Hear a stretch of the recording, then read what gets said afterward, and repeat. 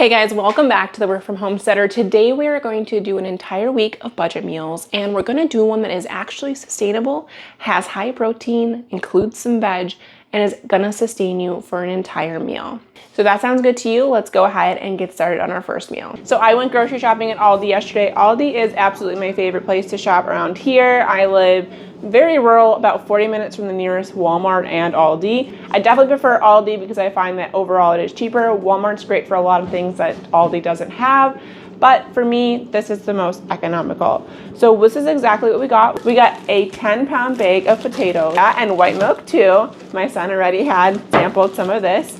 And then we got a pound of ground pork, whole chicken, 2 dozen eggs, a pound of butter, 2 10-ounce white cheddar cheeses, and then 1 bag of frozen broccoli, a bag of cilantro, 5 pounds of flour, 3 bell peppers, 3 pounds of white rice, 6 Vidalia onions, a can of corn, and a can of diced tomatoes. So one of the things I often see with these budget meal series is a lot of processed foods. Now I understand that those can be cheaper in the short term, and I really think that it is so important to have as many whole foods as you can within your budget. And I'll talk about, as I make these recipes, how I might beef it up if I had a little bit extra spending money, or how I might trim it down if I had a little less.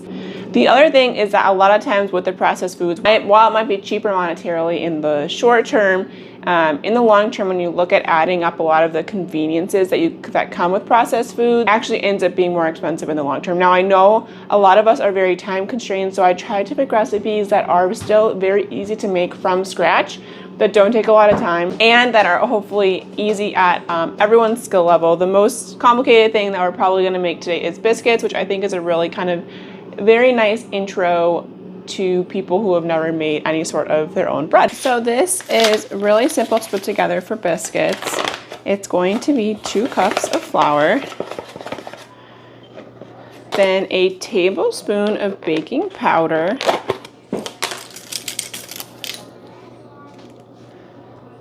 a tablespoon of sugar. Now, I often don't even put this in there, but for the sake of doing the recipe, I put it in there. But if you don't have that in your budget, you don't have it on hand, you can totally skip it in my experience. And we're just gonna do a dash of salt. I'll be using salted butter, so it will have some salt in it. So I'm just going to mix up all of the dry ingredients. This recipe calls for buttermilk, but I don't know about you, buttermilk is kind of out of my budget most times. So I'm going to kind of DIY my own buttermilk. If you don't have either lemon juice or vinegar on hand, you can skip this step. I honestly, I'm not sure I could tell you there's a difference noticeably, but this is kind of the DIY way to make your own buttermilk. So you'll put the lemon juice and the milk in here, you'll let it sit for a couple minutes, and that kind of makes more of a buttermilk kind of curdled flavor. I have just like a cheese grater here. You could use a big box grater if you have that. I like the smaller one. I find it gets kind of incorporated in the flour better. So this is just the way I do it. And you're gonna want 6 tablespoons. And I'll put the recipe for everything that I do in this video in the description, so you don't have to worry about writing everything down. So just going to kind of incorporate that in the flour as best I can. And we're gonna add in our liquid. Generally don't want to over mix it. Once you have it pretty well incorporated, you're going to want to take it and put it on your counter and fold it over on itself a few times. That's what makes a biscuit layery and flaky. And then you're going to want to just kind of pat it out onto your counter until it's about like an inch or so thick. And then I just use a mason jar cover to cut mine out. I don't have a biscuit cutter, and that works really great for me. Whatever kind of circular thing that you have, that's what's going to work really great. And then you're going to put it on the pan, and I was able to make 6 on here, and I put it into my oven, and they turned out super great. Make a quick breakfast sausage for our breakfast sandwiches. Now, you could totally skip this step. They actually have some really good looking pre-made breakfast sausage at Aldi. However, I try to avoid a lot of the like chemicals and stuff that they put in a lot of those things, like nitrates, whatever. So this is ground pork from Aldi. It's like 50 cents more than getting the pre-done stuff, but you're also gonna get a lot more bang for your buck. And I'm just gonna use some spices I have on hand. So to make this, I just put the ground pork into the bowl. I put a little bit of maple syrup, but you could put some brown sugar or skip the sugar if you don't want it too sweet. Some salt. I put some sage, some thyme, and a little bit of oregano in there, and a little bit of red pepper flakes, some pepper. Really, whatever you have on hand that you like in a breakfast sausage, you can put in these. There's really no crazy, strict way they need to make it, whatever spices you have on hand. And then I just formed them into little sausage patties and put them on my skillet. I cooked them for a couple minutes on each side until they were done. And it was as simple as that. I'm just going to chop up a pepper quick, make it super simple. Try to get some veg in as much as possible. That's the other thing that I find with a lot of the budget meals is that they are lacking in veg. And I understand because vegetables and fruit can be expensive, especially if you have to buy in certain quantities. Like for this, you have to buy in 3 at Aldi. That's the one thing that I think is a downside of Aldi, is that if you only need like 1 of something, it can be a little bit of a bummer, because you have to buy a lot of stuff in multiples there. So that's like where your money might not go as far if you really want, like, let's say 1 onion for the week, but you have to buy 6.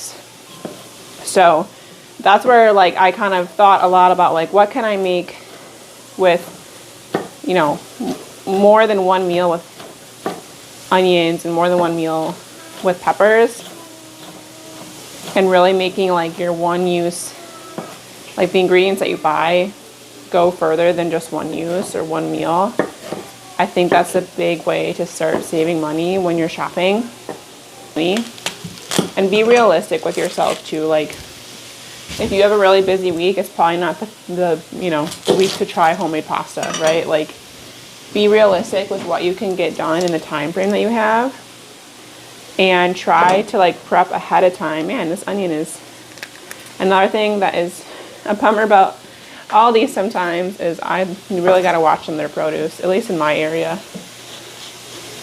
Onion was a little bit yucky on part of it. So anyways, but really just be realistic with with yourself. Prep what you can.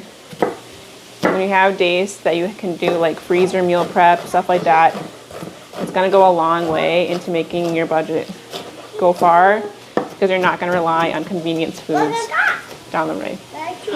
Wow, bud.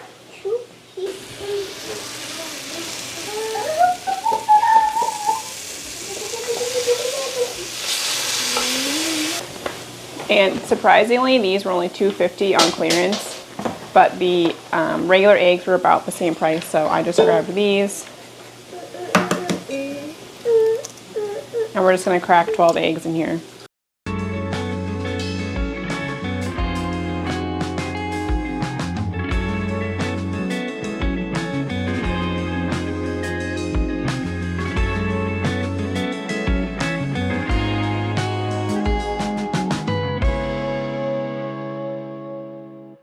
Put some cheese in here too.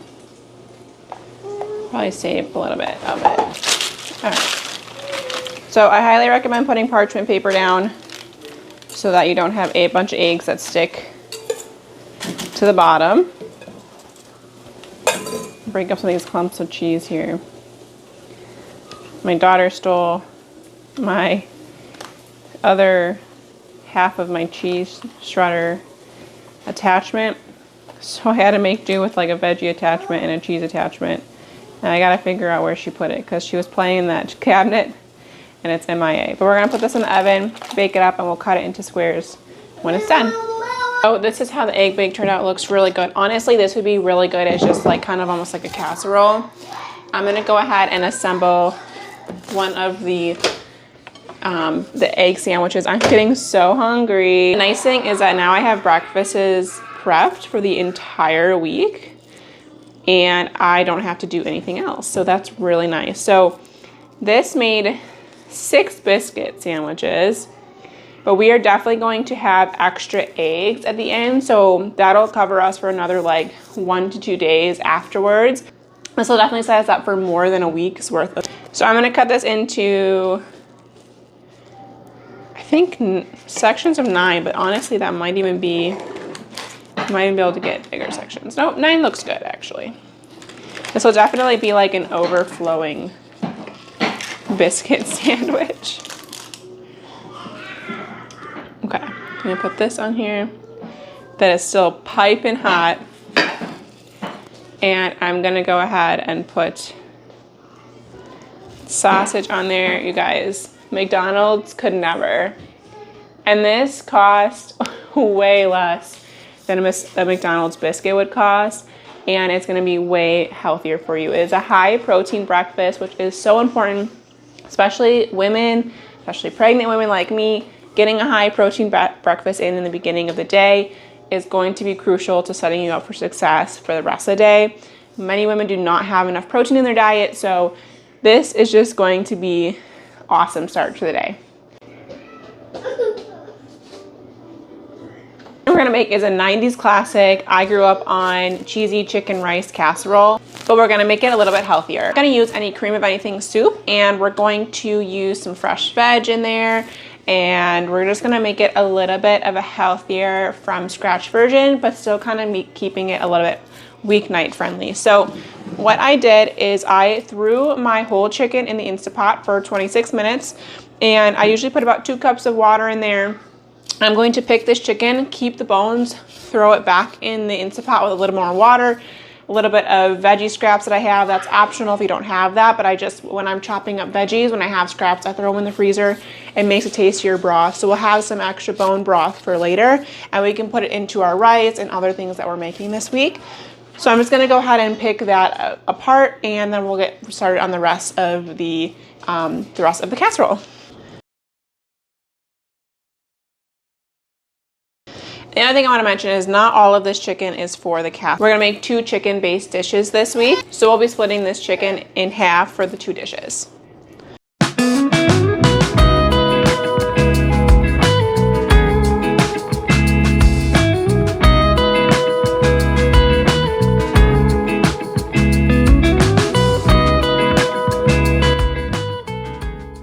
I'm gonna go ahead and make the rice for the next 2 meals all in one batch, just to kind of reduce some of the dishes that I'm gonna have to do. And also, since we're doing a Mexican fried rice tomorrow, that way it'll be a little bit cooler and easier to fry. Right here. 3 pounds of rice is about 6 cups. I'm going to make it all. I'm going to rinse this out, and then I'm going to fill half of the water portion with the broth that's been simmering all day, and then the other half with water. And that'll give it a lot of flavor. Add a little bit of salt as well to give the rice some flavor. And we're gonna go ahead and make the rest of the meal. We are gonna make a bechamel of sorts, like a chicken. What are you making? I'm making a bechamel. So we're going to heat up a stick of butter and equal parts flour. We'll add some milk to that, as well as some chicken broth, and we'll make kind of a chicken, cream of chicken soup, basically similar to what you would use in the 90s, just a tad bit healthier. So since this is a half a cup of butter, it's gonna call for a half a cup of flour. When you're making a roux, it's always equal parts flour to butter. And you're just gonna want to stir that up. It's gonna make a thick paste. And I like to let mine sit for like a minute or 2 just to kind of get that raw flour flavor out. It really helps with the final product. Add in your milk. And if you're like me, you're doing it one-handed with a baby in tow, which is most of my cooking. So ideally you can just add it bit by bit so it doesn't end up chunky. But if you have to add it all at one time, you can always take an immersion blender and blend it up afterwards.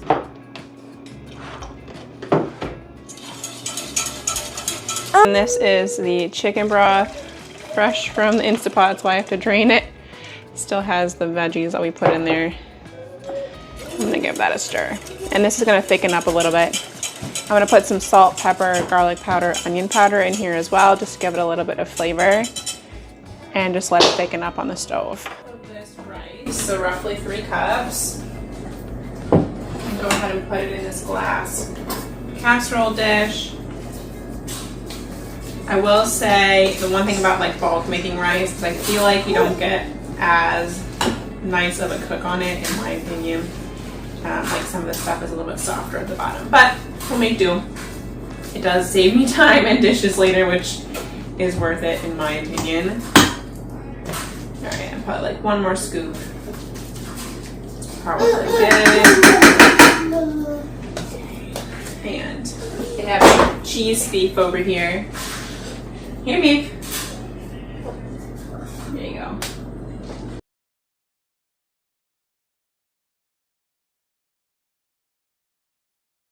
All right, so then I'm gonna just throw the chicken in here. Probably about 2 cups or so. I am going to put in the broccoli. You know, I'm gonna put the sauce in first. I think it'll be easier to mix around before I add in all of the broccoli. So this is exactly what we made on the stove. And we'll also add in the cheese. So this is 10 ounces of cheese, maybe minus a little bit from my cheese gremlin over here who keeps eating it. And we'll give this a stir.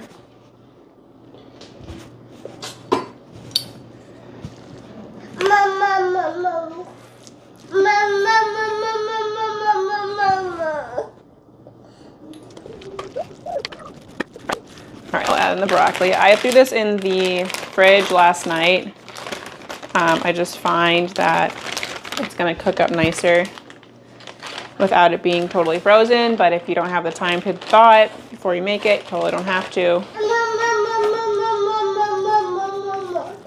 I'm out of cheese made. We're gonna have to wait until I make this. Until this is all done. I'm gonna throw this in the oven, let it cook for like 15-20 minutes just to get hot all the way through. It's a rice still pretty hot because we just made the rice and we're gonna enjoy it. All right, it's been about 20 minutes or so. It is boiling in here. I'm hoping I can take this out. Just this. It's gonna be hot. All of my hot pads have gone MIA. I swear when the kids play in the kitchen, I lose everything.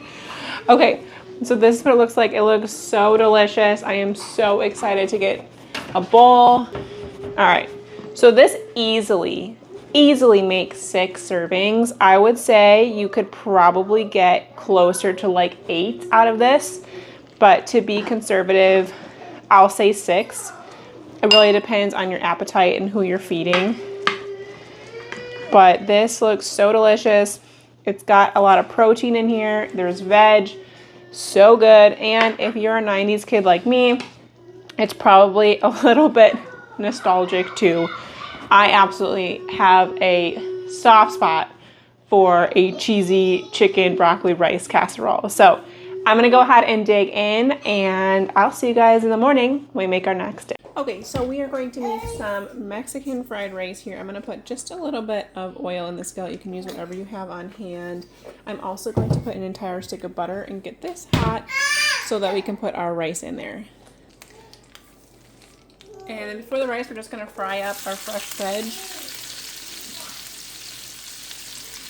and get that cooking.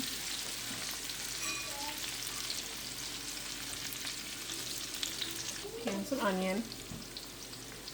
So we have it up high. We're gonna put in our rice. And we're probably gonna reserve a little bit to have for extras.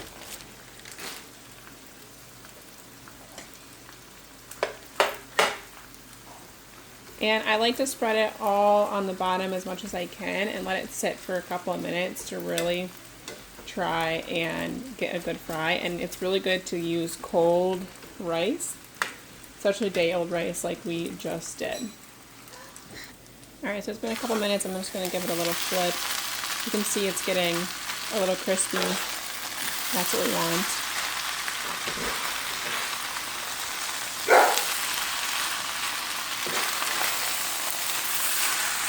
Alright, so then once the other side has gotten a little crispy, we're going to add in our diced tomatoes. You can also just use sauce. And we're going to put in our seasoning as well. And to keep this simple, I'm just going to use taco seasoning. I feel like most people have it on hand, or it's at least easily accessible, and it kind of has all-in-one flavoring in there. And we're going to give it a good mix.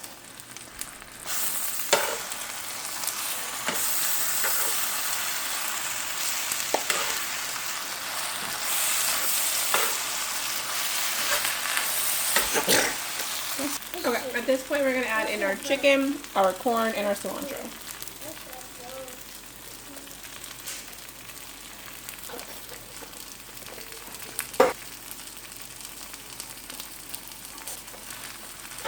And hopefully you have a big enough pan to cook all this in, because it is a very hearty meal. And easily, this is 6 or more servings. Silly me, I forgot one of the most important parts, which is the black beans as well, which adds an additional amount of protein to this dish and also just heartiness. So you just want to stir those in too. Ideally you can just stir those in when you add in all of the corn and the chicken as well.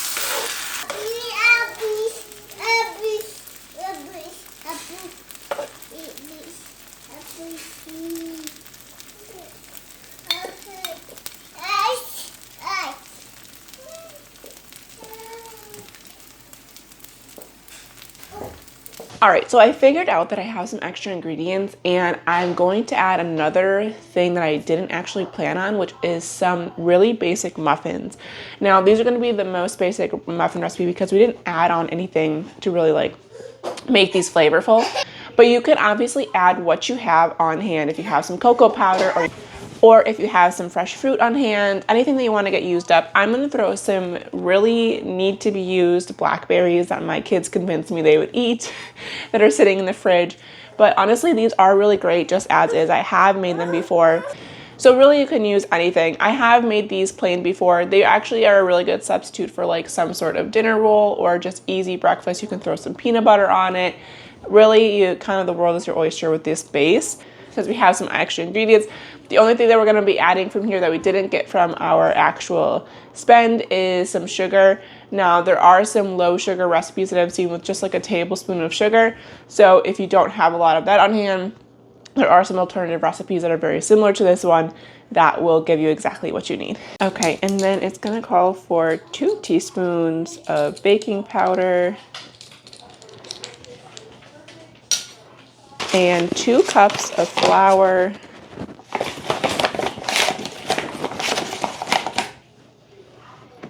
As you can see, I am not the most dedicated measurer when it comes to baking. I think it all kind of washes out in the end. It does call for 3/4 cup of milk. I'm going to put about a 1/2 cup because I'm going to put those blueberries in, and so I don't want it to be too liquidy. And then we'll put our milk in. Just going to give these a quick mix. Try not to make a total mess here. I'm going to throw these in here. Try to smash them up as I mix them. Again, you can just use whatever you have on hand or leave these out. So I would love to use this muffin pan. I got it on a resale store. It does have a little bit of rusting. So if you guys have any tips on getting rustings out of cast iron, please let me know. Okay, so I just threw some oil really quick in these so that they don't stick. And I love using an ice cream scooper to do muffins. I find that it makes the best. And I'm going to actually crank my oven up to 425 so that these get a really nice rise on them. That's kind of a nice tip, is like for a couple minutes, cooking your muffins at a higher temperature and then dropping it down to the bake level. And that's what kind of gets that really nice like bake shop vibe where it has a really nice rise on it. All right, so these made, I probably might have overfilled these a little bit, but this made 9 muffins. So easily you have another breakfast for an entire week. Okay, so this is how the muffins turned out. They are really, really good. They're not super sweet, which is actually like my preference. I don't, now my daughter wants one now that she's seen one. I don't really prefer a very sweet muffin. You can obviously add a little more sugar in here if you do. However, I thought these were a great kind of just like last minute whip together with ingredients that we have. And that's a huge thing about budget cooking, is using what you have and finding just different meals to like make sure that things don't go to waste and just to kind of try new recipes. So I'm gonna get our dinner prepped here. We are gonna head to the park in about an hour, and it's gonna kind of cross through dinner time. And I just wanna make sure that I have as much prepped before I come home and have hungry me, hungry kiddos. And so we're just gonna get as much done as we can. So we're gonna make what is called tortilla de patata, or a Spanish omelet. Now, I say I brought it in Spain when I was in college, which was over 10 years ago. But one of the things that I absolutely loved eating there was tortilla de patata. Even though it's an egg dish and kind of like an omelet, it is not usually eaten there as a breakfast food. In fact, they'll kind of look at you crazy if you suggest to eat it for breakfast. However, if you choose, you could make this as one of your breakfast dishes. However, this is just traditionally eaten for dinner. Now we're just gonna make it a very simple way with potatoes and onions, which is kind of the classic way to make it. However, one of my favorite ways is to add in Spanish chorizo. That is very different than Mexican chorizo. You know, I think it's kind of a misconception that Spanish food is similar to like any sort of Central American food. In fact, a lot of them don't really like spice or put it in their regular cuisine. So Spanish chorizo is a cured sausage, and it has a very like smoky, paprika-y taste. And I love to like get it either, if I can't find it locally, which here, now that we moved very rural, it's very difficult to find, so I kind of have to just get it on Amazon. I used to be able to find it at some of the specialty like Mexican stores that were in our area. Even though it's not a Mexican food, they still, a lot of them carried it. So if you have kind of one of those in your area, you might be able to find it. Otherwise, I'll link an Amazon link below where you can get it if you want to try it in this tortilla de patata. It really does add a really good depth of flavor, and obviously a little bit additional protein as well. So I'm just going to do about, I think maybe one more potato. We'll cut up 4 and we'll see how it looks. I always just kind of eyeball it.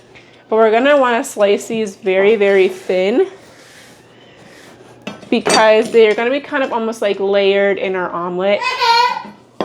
And our onions and our eggs are going to kind of form around it. Plus, we want to make sure that they're cut uniformly so that they cook all at the same rate when we go ahead and pan fry them later. So we'll pan fry them in oil later on. And you can really, I mean, if you're doing it traditionally, you would use a lot of olive oil. Obviously, in the States, that costs a lot more money. So you can just use a little bit of vegetable oil or whatever oil you have on hand, and just get it enough where it is kind of cooked. And you don't really want to be frying them. The goal is more just to cook them. So, and we'll have a little bit of extra oil there so that it doesn't stick to the pan when we put the eggs in. Another non-traditional variation that I have made in the past is making this with sweet potatoes. So if those are in season and on sale, those are a really great alternative way to make this, and a little bit different than your usual.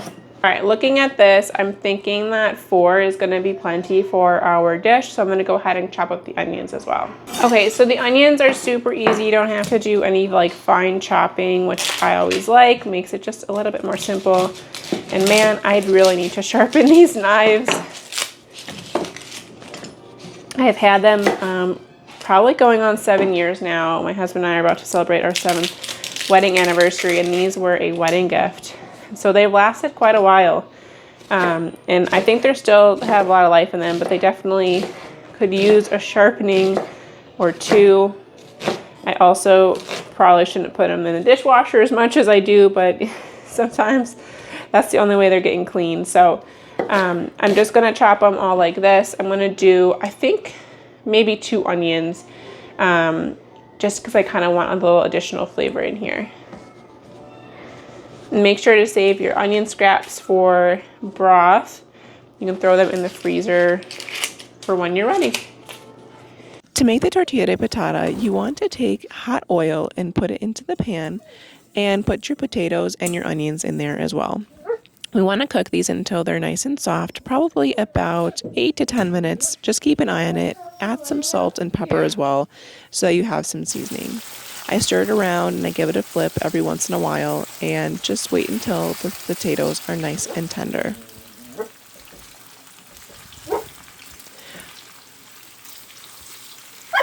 Once your potatoes are tender, you can put your potatoes into your egg mixture bowl, so about 6 eggs whisked, and you want to put them in there slowly so that your eggs don't scramble from the heat of the potatoes and the oil.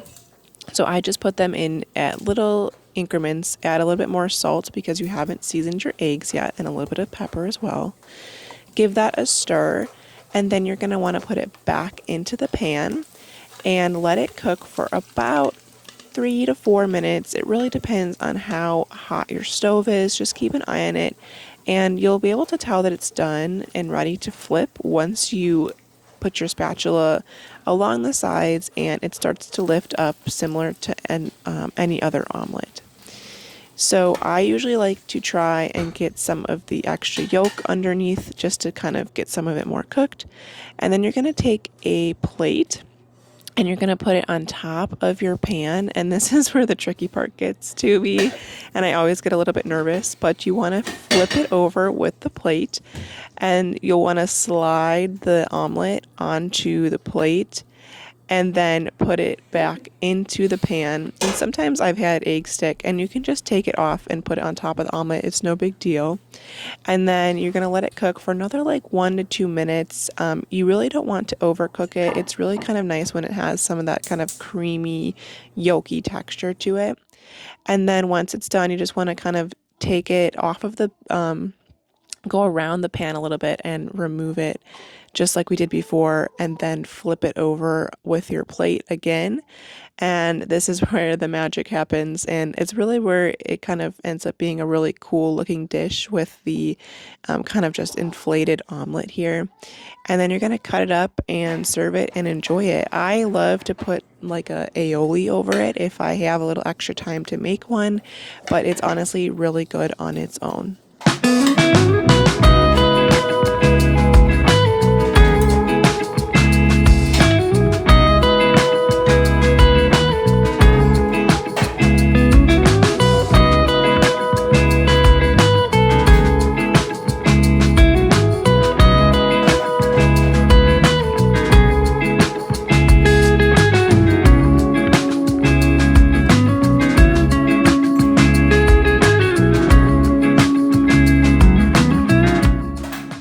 All right, so let's talk about what we had left. We had pretty much almost an entire bag of 10-pound potatoes left, so we had a ton of that left. We still had over a half a bag of flour, 4 eggs, some cilantro, and we really could do a lot with those meals left. I would recommend gnocchi. You can easily make that. It's super filling and it's a little bit different than your traditional kind of potato dish, and it would still add a little bit of protein. You could make just a butter sauce if you had some extra butter, throw some of that extra cilantro in there, and we also had some bone broth left still, so you could make kind of a bone broth sauce to add additional protein into that. The other thing you could also do is maybe make some breakfast scrambles, and so you could cut up the potatoes, fry them, and scramble some eggs. How would I change some of the meals if I had a little bit of extra budget or a little bit of less? So for the Mexican fried rice, if you didn't have a huge budget, you can skip the butter, add more oil. You could add more veggies, so more beans, more carrots, or more corn, more peppers. And if you wanted to make it vegan, I actually do make this as a fasting meal for when we are doing our fasting for Orthodox Christianity. And so I will make a cashew cilantro crema. I've made it on the channel before. I'll link it below. And for for the breakfast sandwiches. I think you could honestly make these stretch a little bit longer if you needed to. I found that they were very big, very filling, but for me, a high protein breakfast is super important. So for me, the portion size was good. But if you're really trying to stretch that, I think you could double the biscuit recipe and basically kind of spread the egg and sausage mixture among the 12 biscuits instead of 6. The tortilla de patata or Spanish omelet is a really great base for adding anything additional. So I would really highly recommend, if you have a little extra budget, try out the Spanish chorizo. It is not spicy. It is a very good smoky paprika taste, and it is just a really good addition to tortilla. And, you know, if you had a little less budget, you could maybe do one less potato, one less egg, kind of make that stretch a little bit longer.